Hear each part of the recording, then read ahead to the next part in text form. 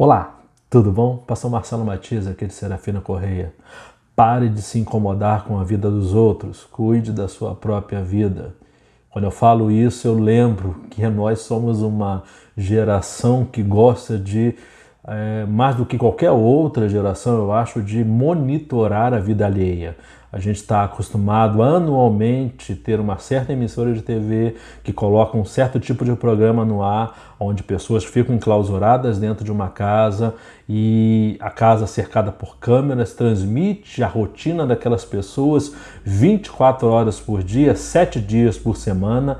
E já não fosse isso estranho o suficiente, a gente, o ser humano, nós brasileiros, gostamos de assistir aquilo e mais. Tem gente que paga para ver mais detalhes da intimidade, da privacidade daquelas pessoas. Tem gente que paga o pay-per-view, né?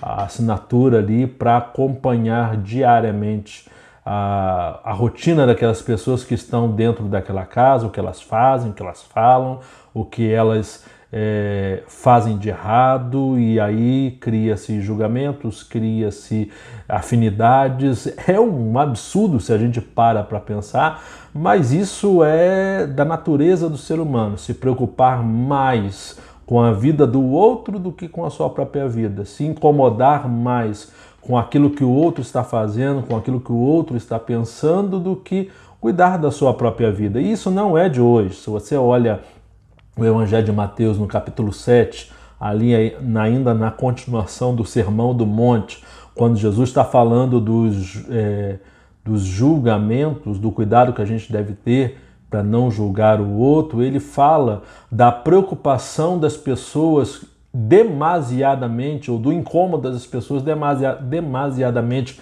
com a vida do outro, esquecendo da sua própria vida. Ele fala: olha, vocês ficam tão preocupados com um pedaço, com um cisco que está no olho do seu irmão, quando esquecem de olhar para o seu próprio olho e perceber que há um pedaço de madeira, ou seja, algo muito maior no seu próprio olho. Ou seja, vocês se incomodam tanto com a vida dos outros e se esquecem de olhar para os seus próprios pecados. Antes vocês deveriam cuidar da sua própria vida, deveriam cuidar de si mesmo, para depois então tentar ajudar o seu irmão. Na verdade, ali o que Jesus está querendo dizer é que na verdade não há uma preocupação em ajudar o próximo, há uma preocupação em julgar o outro, em acusar o outro de estar errado, de estar agindo de forma leviana, quando na verdade a gente esquece de olhar para a nossa própria vida e constatar que nós somos tão pecadores como qualquer outra pessoa.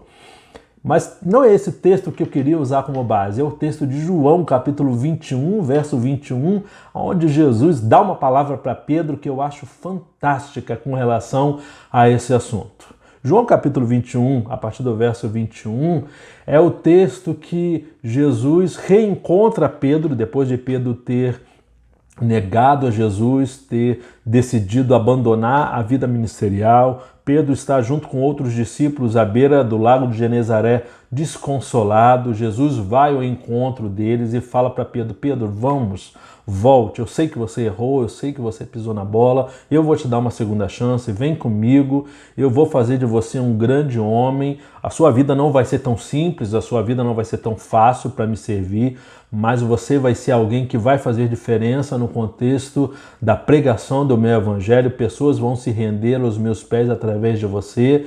E nesse texto Jesus chama então Pedro e eles vão caminhando à beira da praia, e o texto mostra que Pedro e Jesus caminhavam à beira daquela praia, mas João vinha atrás.